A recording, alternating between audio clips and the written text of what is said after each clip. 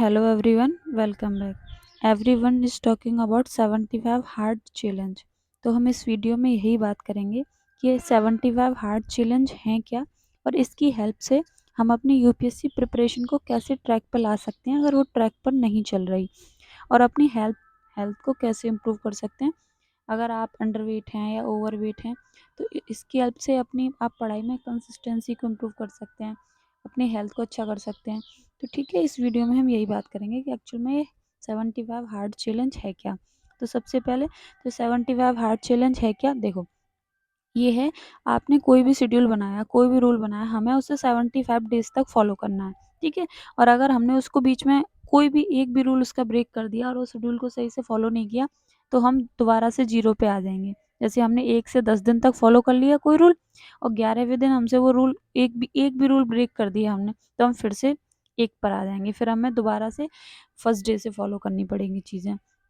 तो यही होता है 75 हार्ड चैलेंज, किसी भी रूल मतलब किसी भी शेड्यूल को उसको लगातार 75 दिन तक फॉलो करना। ठीक है, उसके बाद आता है कि अब हम इसकी हेल्प से अपनी यूपीएससी प्रिपरेशन को कैसे ट्रैक पे ला सकते हैं, how it will help in our UPSC preparation. तो सबसे पहली बात तो देखो, आप 75 डेज तक किसी चीज़ को फॉलो करने से अच्छा उसे थोड़ा थोड़ा ब्रेक कर लें। तो मेरा टारगेट है कि मैं अगले 7 दिन तक ये करूँगी। ठीक है, 7 दिन के बाद फिर अगेन 7 डेज, फिर 7 डेज, तो फिर हो जाएंगे 21 डेज। तो अगर हम किसी भी काम को 21 दिन तक करते हैं तो वो साइकोलॉजिकल फिर वो हमारी हैबिट बन जाती है। तो पहला हमारा टारगेट यही है कि हम कल से इस चीज़ को फॉलो करें या आज से फॉलो करें। ठीक है, तो जैसे अभी कुछ तो इस वीडियो को कभी देखेंगे, तो भाई जिसको जब से करना है करो, बट आप इसको फॉलो कर सकते हैं जिससे कि आपकी यूपीएससी प्रिपरेशन में आपको हेल्प मिलेगी। तो सबसे पहला काम क्या, कि अगले 7 दिन तक हम करेंगे कि हम रोज़ 1 घंटे करंट अफेयर पढ़ेंगे, उसको हम नहीं छोड़ेंगे, डेली करंट अफेयर हमें पढ़ना ही पढ़ना है। फिर उसके बाद क्या करना है, हमें रोज़ डेली 2 क्वेश्चंस लिखने हैं। अब जैसे कुछ लोग कहेंगे कि हम तो अभी अभी अभी प्रिपरेशन शुरुआत ही करी है, हम कैसे लें। देखो, हमको ऐसा ही लगता है कि हमने अभी अभी प्रिपरेशन शुरुआत करी है, और वो दिन कभी नहीं आएगा कि जब हम हमारी पूरी प्रिपरेशन कंप्लीट हो जाएगी और फिर हम आंसर लिखेंगे। तो जितना जल्दी हो सके अपनी जल्दी से जल्दी प्रिपरेशन को कंप्लीट करें और आगे बढ़ाएं। ठीक है, और नहीं भी बढ़ी तो आप आंसर देख के लिख सकते हैं। उसके बाद आता है कि हम डेली 25 पीवाईक्यूज करेंगे। ठीक है, तो उसके लिए आप क्या कर सकते हैं कि आप पास्ट ईयर के पीवाईक्यूज डेली करें 25, daily 1 hour current affair, daily 2 questions, daily 25 PYQ. उसके बाद डेली 20 न्यू पेजेस पढ़ेंगे। जैसे हमने लक्ष्मीकांत पढ़ रखी है, स्पेक्ट्रम पढ़ रखी है, अब हमें कोई न्यू सब्जेक्ट पढ़ना है तो वो हम डेली 20 पेजेस पढ़ेंगे और डेली दो दो टॉपिक का रिवीजन करेंगे। अगर आपने पॉलिटी पढ़ रखी है तो कोई 2 टॉपिक पॉलिटी के उठाओ। जैसे आज आपने चीफ मिनिस्टर उठा लिया और गवर्नर उठा लिया, तो वो पॉलिटी का रिवीजन हो गया। हिस्ट्री के लिए अगर आज आप हिस्ट्री पढ़ रहे हैं तो आपने रिवॉल्ट ऑफ 1857 का रिवॉल्ट उठा लिया, तो उसका रिवीजन कर लो। तो आपको ये अगले 7 दिन तक करना ही करना है। तो अगर आप इसको टोटल करोगे तो ये ओनली 6 घंटे की पढ़ाई है। तो हमारा मोटिव क्या होना चाहिए कि अगले 7 दिन तक हमें 6 घंटे पढ़ाई करनी है और उसमें ये तो करना ही करना है। ठीक है, बाकी अब देखो किसी को कोई एक्स्ट्रा पढ़ना चाहता है, 10 घंटे पढ़ना चाहता है, 12 घंटे पढ़ना चाहता है, पढ़ लो, ठीक है, इट्स गुड। अब बात आती है हेल्थ पे। तो हेल्थ के लिए सबसे पहला काम क्या करेंगे, सबसे पहला काम करेंगे कि हम जल्दी उठेंगे, बिकॉज ये सबसे इम्पोर्टेंट है। और देखो, एक ये भी है कि अगर आप कोई कुछ लोग कहेंगे कि हम 12 बजे उठ के भी अच्छे से पढ़ाई कर लेते हैं, बट आप एक दिन सुबह उठ के देखना और फिर जल्दी से सारे सारे अपने काम करके देखना, फिर आपको रियलाइज़ होगा कि हम और लोगों से 2-3 घंटे आगे हैं। ठीक है, तो वो अलग ही मोटिवेशन देता है। और सबसे मेन बात, सुबह उठ के आप जल्दी से जब फ्रेशन अप वगैरह होते हैं और फिर जब सुबह सुबह की जो फ्रेश एयर है ना उसको लेते हैं, आधा मेडिटेशन और आप माइंड फ्रेश, तो सुबह की फ्रेश एयर से ही हो जाता है। और डेली 15 मिनट मेडिटेशन करेंगे। मेडिटेशन में आप योगा कर सकते हैं और नहीं तो आप छोटी मोटी कोई एक्सरसाइज कर सकते हैं। अगर आपसे कुछ नहीं हो रहा तो आप छत पर 10-15 मिनट वॉक ही कर सकते हैं विदाउट एनी फ़ोन वगैरह। बस आप देखो आसपास कितना अच्छा नेचर है और आप अच्छी ठंडी ठंडी हवा लो। ठीक है, आप बस इतना ही कर लो, लेकिन सुबह उठो तो सही जल्दी। उसके बाद आता है अपना मोबाइल टाइम। ये सबसे डेंजरस है मोबाइल, बिकॉज इसका कुछ हो ही नहीं सकता। इसको लगता तो है कि हम बहुत जल्दी से रिड्यूस कर देंगे इसको, लेकिन बहुत टाइम लग जाता है इस स्क्रीन टाइम को कम करने में। तो हमें अपनी हेल्थ को इम्प्रूव करना है। तो ये 2 4 5 चीज़ें जो ये हमें अगले 7 दिन तक करनी पड़ेंगी, तभी हमारा 75 डे हर्ड चैलेंज आगे जाके हो पाएगा। तो अपने स्क्रीन स्क्रीन टाइम को कम करें। फिर आपकी जो भी फूड हैबिट्स है ना, जैसे अगर कोई अंडर वेट है, ठीक है, तो उसको ज़्यादा खाने की ज़रूरत है, तो अपनी ज़्यादा खाएं। और अगर कोई ओवरवेट है तो उसको थोड़ा सा अपनी डाइट को उस हिसाब से कम करना है कि उसका वेट थोड़ा सा कम हो जाए। ना तो हमें मोटू बनना है और ना हमें बिल्कुल पतलू बनना है, ठीक है। तो मोटू पतलू बनने से अच्छा है कि हम थोड़े बीच के रहें और अपनी हेल्थ को अच्छा रखें। उसके बाद आता है कि डेली 6 से 7 घंटे की नींद लेनी है, बिकॉज ये सबसे इम्पोर्टेंट है। अगर आप सोएंगे नहीं तो सुबह अच्छे मूड में उठेंगे नहीं और फिर सारा दिन खराब रहता है, नींद सी आती रहती है। मैंने देखा है लोग लाइब्रेरी में सोते रहते हैं। अरे भाई क्यों सो रहे हो रात को 12-1 बजे कि आप लाइब्रेरी में भी सो रहे हो? लाइब्रेरी में वही लोग सोते हैं जो रात को टाइम से नहीं सो पाते, है ना। तो आप अपनी जो भी आपने शेड्यूल बनाया है, अब मुझे ऐसा लगता है ये शेड्यूल एकदम परफेक्ट है। इसमें बस इतना हो सकता है कि जैसे किसी को कुछ अब जैसे कोई 20 पेज पढ़ रहा है, उसका 1 आवर में नहीं हो रहा, तो हो सकता है उसको 1.5 मतलब आधा घंटा लग जाए, ठीक है, और 1.5 घंटा लग जाए। तो उसमें क्या हो जाएगा कि आप 6 की जगह 7 हो जाएंगे, ठीक है। तो इसमें इतना टेंशन लेने की ज़रूरत नहीं है।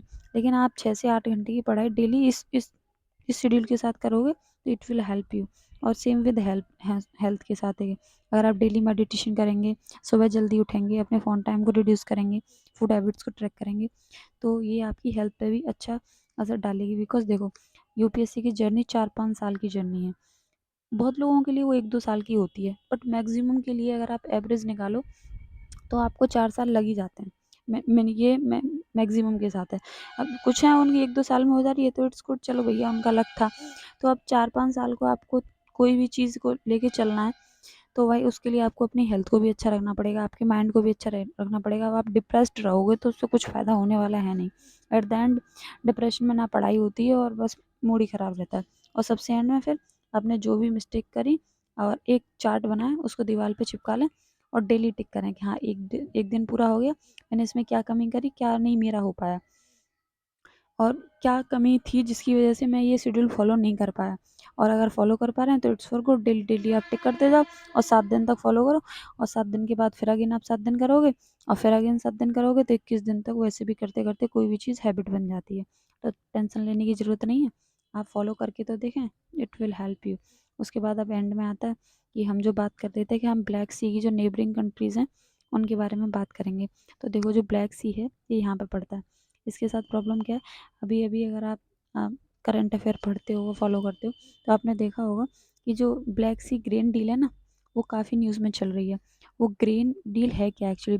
ब्लैक सी की जो ग्रेन डील है वो है क्या? देखो, यूक्रेन और रसिया में चल रहा है वॉर, और ये दोनों जो हैं ये वर्ल्ड के लीडिंग एक्सपोर्टर हैं वीट के, जो वर्ल्ड में सबसे ज़्यादा वीट को एक्सपोर्ट करते हैं, ठीक है। अब दोनों में वॉर चल रहा है, तो इसकी वजह से जो फूड ग्रेन्स थे ना उसकी सप्लाई जो इंटरप्ट हो गई थी। तो ये जो बाकी की जो वेस्ट की कंट्रीज़ हैं इन्होंने कहा, और जो अफ्रीकन कंट्रीज़ हैं इन्होंने कहा कि भाई तुम दोनों तो लड़ रहे हो, लेकिन अपने चक्कर में औरों का क्यों नुकसान कर रहे हो, ठीक है। जो बेचारी अंडर डेवलप्ड कंट्री हैं, जो गरीब कंट्रीज़ हैं, उन आपके इस वॉर की वजह से उनका तो फूड प्राइसेस के जो रेस प्राइसेस हैं वो बहुत बढ़ जाएंगे। तो फिर इन्होंने कहा चलो ठीक है भाई, ऐसा कर लेते हैं, तो एक डील बना लेते हैं जिसकी वजह से जो यूक्रेन के जो सिप आएंगे फूड ग्रेन के और जो रसिया के जो सिप आएंगे फूड ग्रेन के, उनको कोई रोकेगा नहीं, बाकी वो चलते रहेंगे, ठीक है। बिकॉज और कंट्रीज़ को फूड मिलता रहे। आपने इस वॉर की वजह से देखा होगा कि इंडिया में भी वीट के जो प्राइसेस हैं काफ़ी बढ़ गए हैं कंपैरिजन टू लास्ट ईयर। वो इसका वॉर हर चीज़ पे, ये महंगाई जो बढ़ रही है उस पर इन दोनों के वॉर का भी इफेक्ट है, ऊपर से कोविड 19।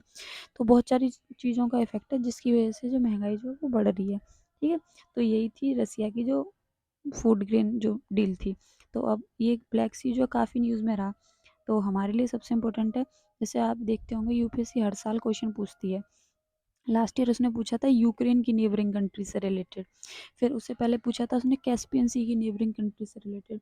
बट प्रॉब्लम क्या है, ये बहुत सारी कंट्रीज़ हैं, हर जो भी सी है या कोई भी कंट्रीज़ है उसकी कंट्रीज़ को हम ऐसे याद नहीं कर सकते। तो उसका याद करने का सबसे अच्छा तरीका है कि आप उसके निमोनिक्स बना लो, कोई शॉर्ट ट्रिक्स बना लो जिसकी वजह से वो आपको ईजीली याद हो जाए।